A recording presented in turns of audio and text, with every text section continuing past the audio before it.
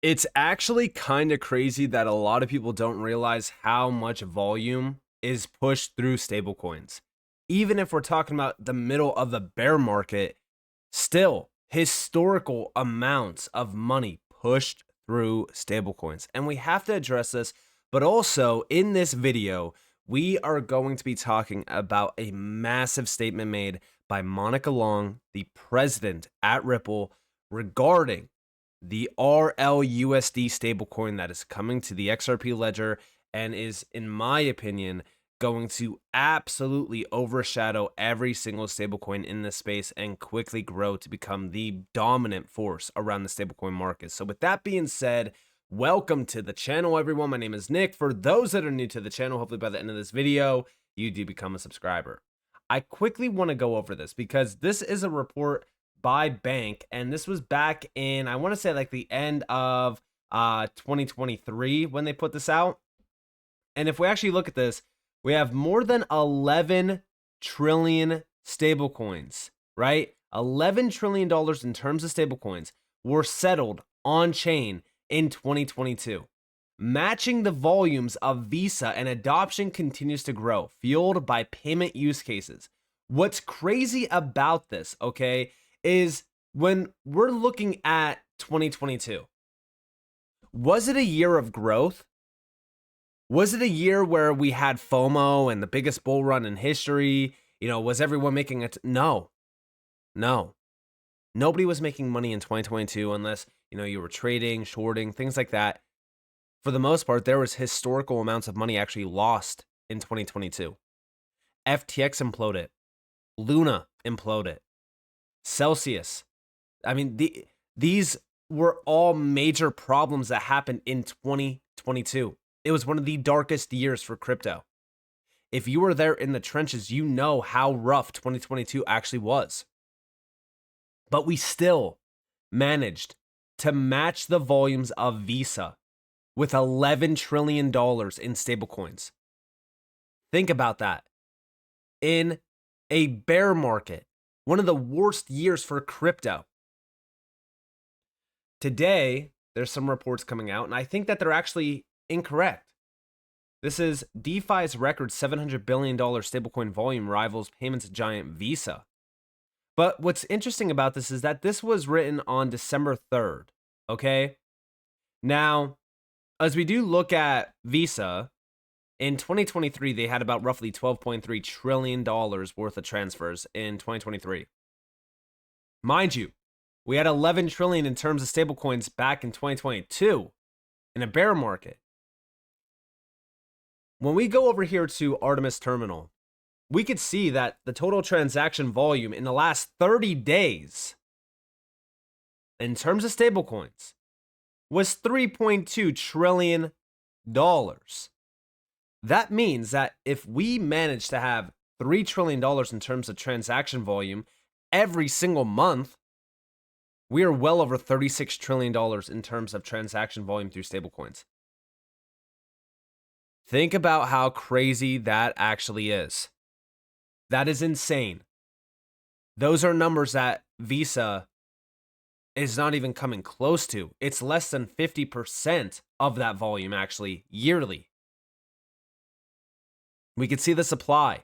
Over 193.2 billion now. Number of transactions in the last 30 days up 10.65%, 600 almost 60 million. And what's crazy about the active addresses is it's also growing, over 28.5 million.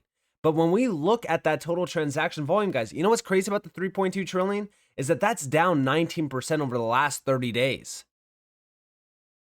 And we're not even in the biggest part of the cycle yet, which is alt season. Imagine how crazy this is about to actually get.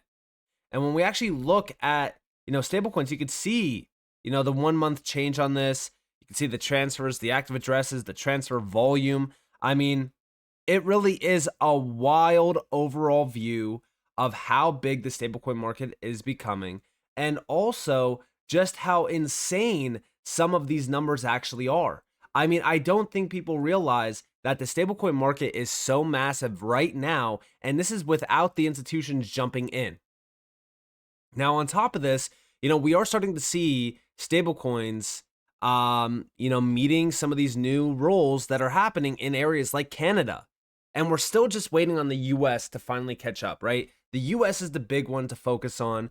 We know that the Fed back in February put out a report on primary and secondary markets or stablecoins. They are aware of how big the stablecoin market is. They are aware of how big stablecoins are for the US dollar dominance because, again, these are mainly backed by the US dollar. The largest ones out there, I mean, even if we go back over here to, the growth around this space, we could see majority of these stablecoins are ranked by, USDC, for example. USDC, again, this is in the last roughly, let's go back to, I just want to go back here to usage real quick. And I want to kind of show you guys real quick just how much stablecoin growth is coming from, US dollar backed stablecoins. I mean, USDT is sitting at about roughly, $29.5 billion in terms of transfer volume. This is just in the last month, by the way, guys. USDC Circle is $44 billion. Okay. And the total supply here is well over $180 billion, just tied back to the US dollar. I mean, this is why, the Fed is looking into stablecoins in a big way. And also, we just got a big update from the FSOC. Okay, this is the Financial Services Oversight Council. They're actually calling on Congress to regulate stablecoins. Now, when do I think that stablecoin regulations are about to hit this market in a big way? 2025. We know that, Trump and the admin is really kind of looking into fully backing crypto in a big way. We know that next year is when all of these big changes officially actually happen or start to happen, at least, because that's when he does take office. And this was on December 2nd. We have Coinbase policy chief expects speedy approval of crypto laws following Trump's victory.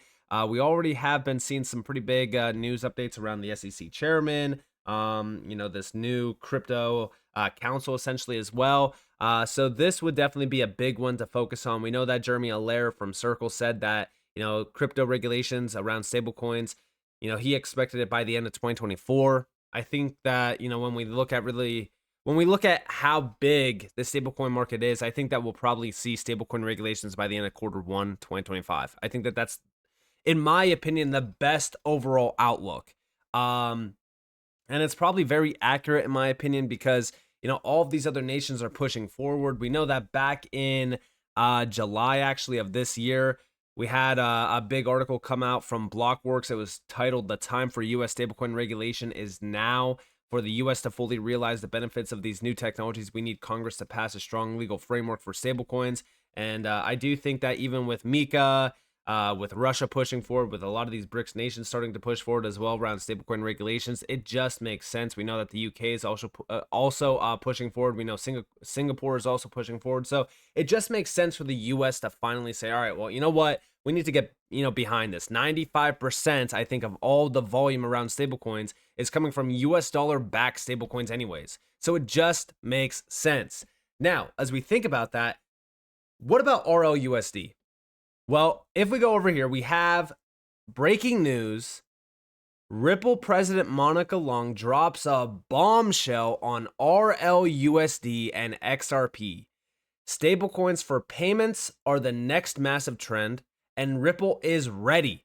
We already have the use case and customers lining up. XRP is geared for a legendary pump. Check this out. $20 billion in terms of market cap today, but that's projected to be, north of $3 trillion in just a few years because there's going to be more demand drivers like payments. We saw Stripe acquire Bridge very recently. That's a major payment player that's leaning into using stablecoins for payments. We talk about, Ripple, and, we've processed more than $70 billion through digital assets. And so this use case is going to be a massive trend, and there's going to be more needs in the market for more stable coins.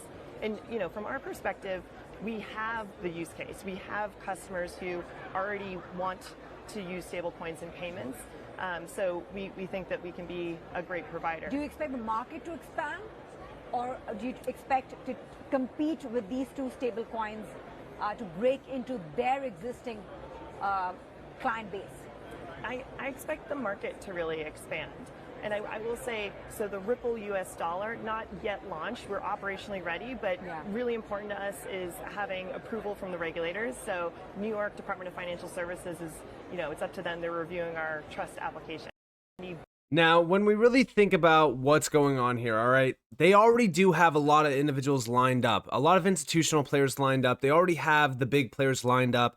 We know that Marcus Inventure actually from Ripple XDev said that, listen, they're already here. They already have teed up use cases. They have teed up use cases around tokenization. But even if we go back here, recently we have Justin, XRP and Ripple stablecoin RLUSD are built to complement one another, according to the president at Ripple, Monica Long. RLUSD was built to be complementary and additive for XRP. She continued, XRP serves as a neutral bridge currency for all things tokenized on chain. So that's where we see XRP having its role. So if we're thinking about this and we're taking a step back real quick, okay, Ripple, who has been going all in on the tokenization discussions, they have been talking about, tokenization for a while now.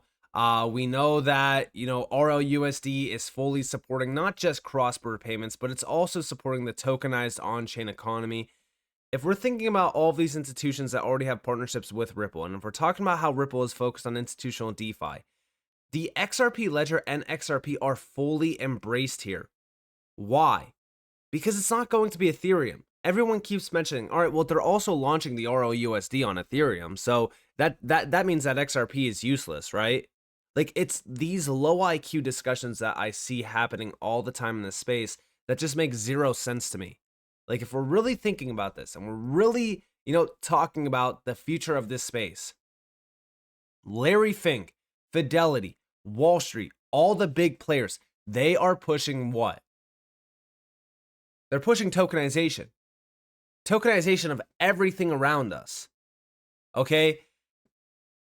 We know that RLUSD, they're already racing to actually have this launched by the end of the year.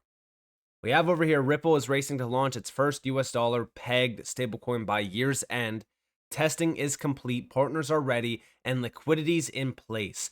The clock's ticking, and holiday chaos adds pressure.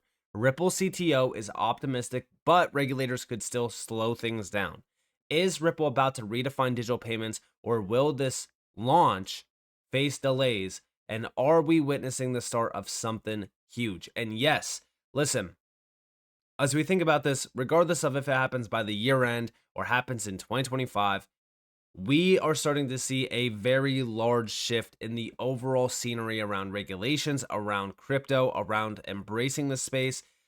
RLUSD, in my opinion, is going to put Ripple on the map and at the forefront of US innovation. I think that the US is going to embrace a US-based company that does have very transparent reports. Even though they are a private company, they're one of the most transparent companies around the space. And as we think about that, okay, they have a massive backing to them. Billions and billions of dollars tied to them. They have a strong balance sheet. And if we're thinking about that, that means that their stablecoin is going to easily remain stable. It's not going to depeg. And if it ever does depeg, they have the backing to fully repeg it. I do think that Ripple stands at the forefront of one of those companies that the US is going to embrace with open arms and ultimately even adopt in some of their tech, because it just makes sense. Now, is that speculation? Sure, it is. But as we think about how big this space is about to become, tokenization is expected to be $16 trillion by 2030. The custody of tokenized assets is expected to be $10 trillion. Ripple is right there with their custody services, their cross-border payment solutions, and now they have their stablecoin. And all of this is also supporting institutional DeFi, which, guess what? The XRP ledger is home for these DeFi use cases. So all of this is going to significantly push XRP forward. It's going to grow the network. It's going to grow the adoption of the network and the volume of the network as well, which all comes back to one thing: the value of the network also increasing. So with that being said, I hope that you guys enjoyed this video. If you guys did, definitely leave a like, subscribe, turn notifications on because more free content. You guys are more than welcome to follow me on Twitter and join the free Discord down in the description below. And with that being said, guys, it's been Nick. Thanks for watching. Peace out.